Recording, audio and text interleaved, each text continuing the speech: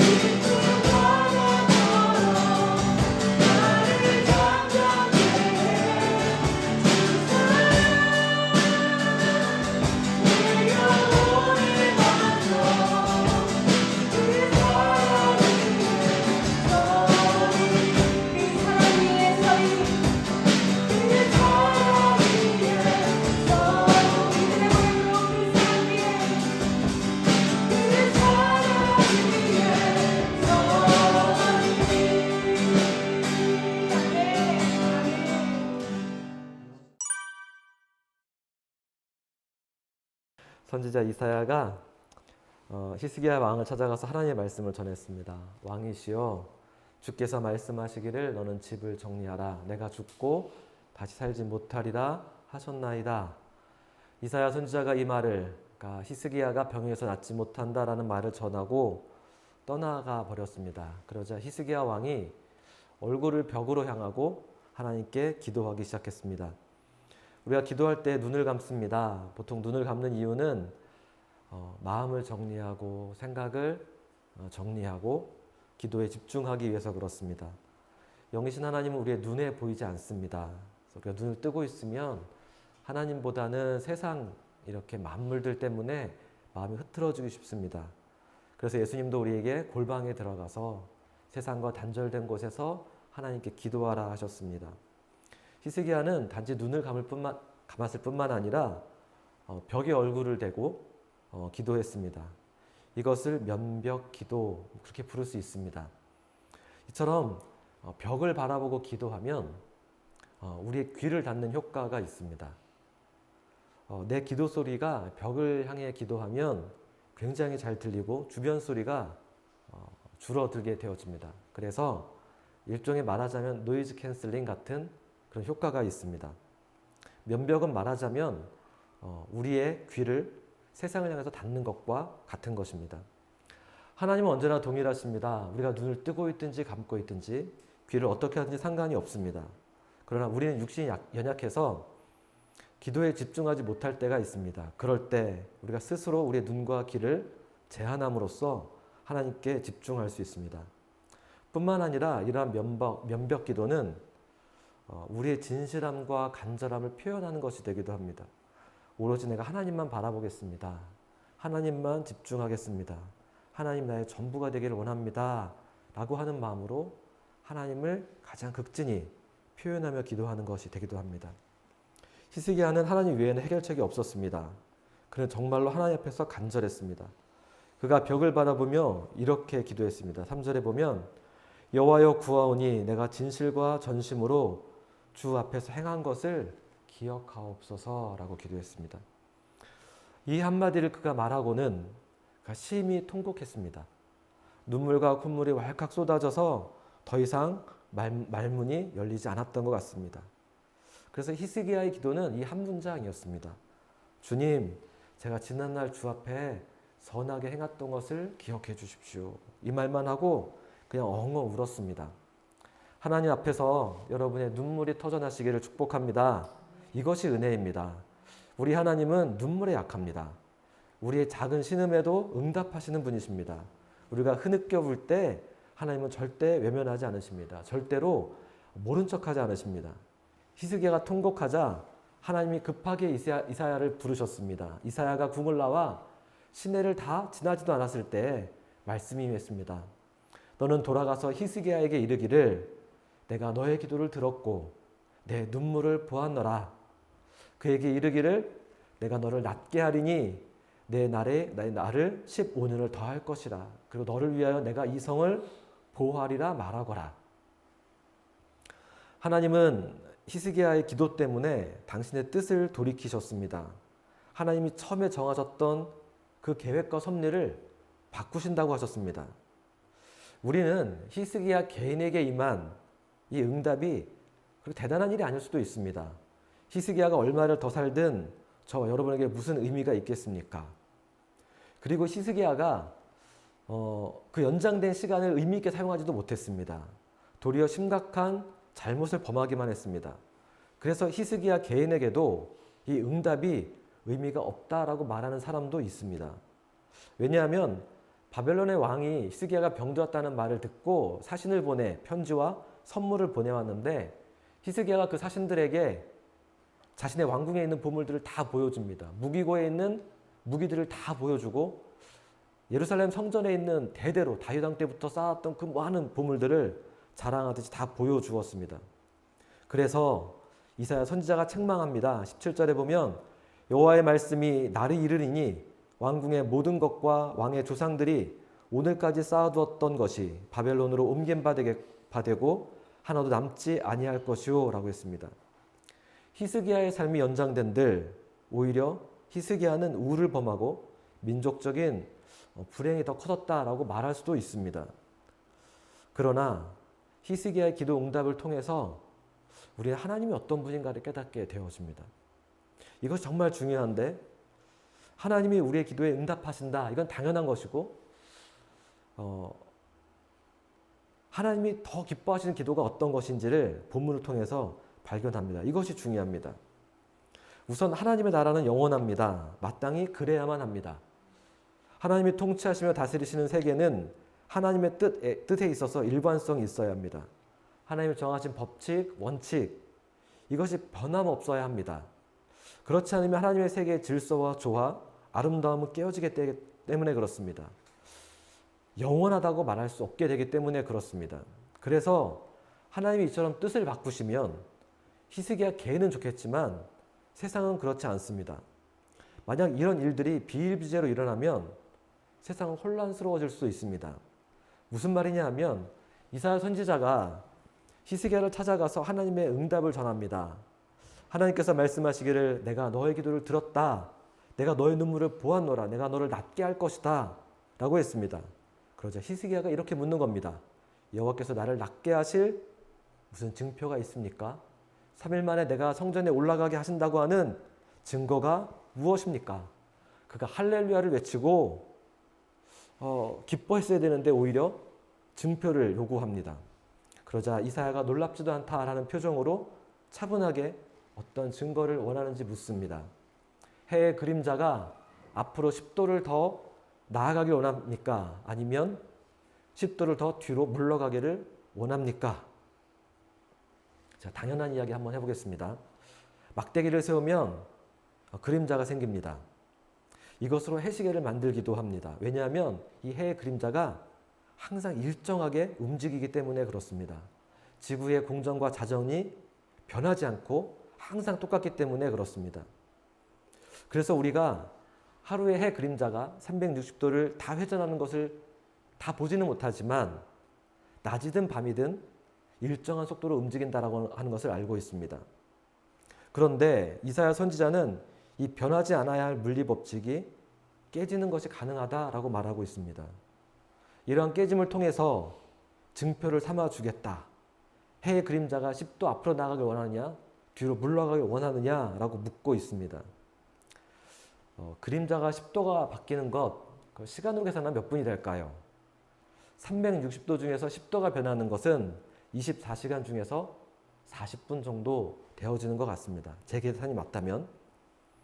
어쨌든 이런 일이 벌어지려면 지구의 자전이 잠시 앞이나 뒤로 바뀌어야 합니다. 혹은 햇빛이 똑바로 안 나가고 싹 휘어져야만 합니다. 어떤 방법이든지 간에 물리적인 법칙에서 어긋나는 것이기 때문에 엄청난 사건이 됩니다. 그런데 이사야 선지자는 하나님과 상의도 없이 이야기한 것 같습니다. 히스기야가 증표를 요구했을 때 이사야가 즉석에서 이것을 제안한 것 같습니다. 어떻게 감당하려고 이사야 선지자가 이런 제안을 했는지 모르겠습니다. 히스기야는 그림자가 앞으로 나아가는 것보다는 뒤로 물러가기를 원한다고 했습니다. 그것이 더 어려울 것 같다라고 말했습니다. 그랬더니 11절 선지자 이사야가 여호와께 간구하매 아하스의 해시계 위에 나아갔던 해 그림자를 10도 뒤로 물러가게 하셨더라.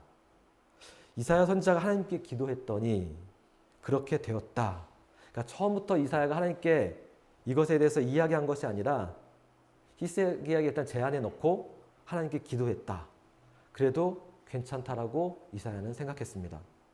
하나님께 간구하면 그 어떤 것이라도 응답한다는 믿음이 그 선지자에게 있었습니다. 이러한 믿음이 있는 저와 여러분 되기를 원합니다. 아멘입니다. 하나님께서 천체의 움직임을 바꾸는 일 아무것도 아닙니다. 이사야의 간구에 하나님은 당연하게 응답하셔서 해시계의 그림자를 뒤로 물러나게 하셨습니다. 문제는 이로써 하나님이 세우신 물리법칙이 바뀌고 깨어진다라는 거 하는 것입니다. 하나님은 온 우주를 창조하시고 항상 통치하시기 때문에 그럴 수도 있습니다. 그러나 이처럼 세상이 왔다 갔다 한다면 그것은 문제가 되어집니다. 우리가 기도할 때마다 이런 식으로 응답이 된다면, 천체가 움직인다면 세상이 어떻게 되어질까요? 그러나 오늘 성경에서 말씀하는 것은 하나님의 세계는 이러한 세계다라고 하는 것입니다. 하나님은 그 너머까지도 다스리는 분이다라고 말씀하는 것입니다. 오히려 세상을 어지럽게 하고 기후위기를 만드는 것은 인간의 욕심입니다. 히스기야는 하늘의 보좌를 움직이는 기도를 했습니다. 그의 기도는 하나님을 감동시켰습니다. 그래서 응답의 증거로서 해의 그림자를 뒤로 물러나게 하신 것은 히스기야에게는 메달과 같은 것입니다. 히스기야의 믿음이 부족해서 주신 것이 아니라 그가 승리한 것에 대한 트로피로서 주신 것 같다라는 생각이 들었습니다. 우리는 히스기야에게 늘어난 15년의 삶에 대해서 비판하기 앞서서 그의 기도에 먼저 주목해야만 합니다. 우리가 그의 기도에서 무엇을 배워야 할까요? 먼저 기도의 내용입니다. 기도는 우선 말을 잘해야 합니다. 하나님 앞에서 말을 예쁘게 해야 합니다. 이거 정말 중요합니다. 사람들 앞에서도 말을 잘할 뿐만 아니라 하나님 앞에서 말을 어떻게 할 것인가? 이것이 무척 중요합니다. 성경에서 기도 응답을 받은 사람들을 보면 하나같이 하나님 앞에서 말을 잘했습니다. 예수님은 우리에게 기도할 때 중언부언하지 말라 하셨습니다. 기도는 주문해오는 것이 아니라고 하셨습니다. 기도는 또한 인디언식 기우제와 같지 않다라고 했습니다. 될 때까지, 비가 내릴 때까지 기도하는 것이 성경에서 말하는 기도가 아닙니다. 기도에서 중요한 것은 내용입니다. 예를 들면 제가 고등학생 때 권사님 한 분이 계셨습니다. 남자분이셨는데 이 권사님은 보조교사처럼 고등부 행사 때 가끔 오셔서 도와주셨습니다. 그분이 모임 끝나고 가끔 이렇게 대표 기도하실 때가 있었는데 기도하실 때마다 말을 더듬으셨습니다. 정확하게 말하면 기도할 때 뜸을 너무 많이 들이셨습니다. 주님 오늘 우리가 이렇게 한마디 한마디를 너무너무 신중하게 하셨습니다. 그분의 기도가 답답했지만 간혹은 그 권사님의 기도가 정말 진실하고 간절하고 정성을 다하는 기도라고 느껴졌던 친구들도 있었습니다. 그래서 그 권사님의 기도가 좋다라고 말하기도 했습니다. 지금 생각해 보면 극진했던 것은 맞았는데 권사님이 평소에 기도를 거의 하지 않았구나라는 생각이 듭니다. 그래서 기도하는 마음은 진실한데 그래서 어떻게 표현할지 몰라서 기도의 말이, 내용이 부실했던 겁니다. 기도를 예쁘게 말해야 한다라는 의미는 히스기야처럼 삶으로 말해야 한다라는 뜻입니다. 하나님, 제가 하나님 앞에서 진실하고 전심으로 행하지 않았습니까? 주님 보시기에 제 삶이 선했던 것을 기억해 주십시오. 이러한 기도가 하나님을 움직였습니다. 벽을 보고 기도하면 극진한 기도할 수 있습니다. 거기에다가 여러분의 삶을 담는 겁니다. 그러면 하나님이 감동하십니다. 이렇게 기도하는 저와 여러분 되기를 원합니다. 두 번째는 하나님이 눈물에 약하다고 말씀드렸는데 히스기야가 하나님 앞에서 심히 통곡했다라는 겁니다. 이 통곡의 의미가 무엇일까요? 그는 삶을 포기하지 않았습니다. 우리가 살면서 정말 많은 어려움들이 있습니다. 늘 문제가 찾아옵니다. 육신도 어렵고 자녀도 문제를 일으키고 관계 속에서도 어려움을 당하고 내가 하고 싶은 꿈도 좌절할 때가 있고 회사나 학교에서 수많은 그 업무의 스트레스가 있을 수도 있고 어떤 사람이 그렇게 말했습니다. 가난한 사람이 가난에서 벗어나려면 더 가난해져야만 한다. 이런 뜻입니다.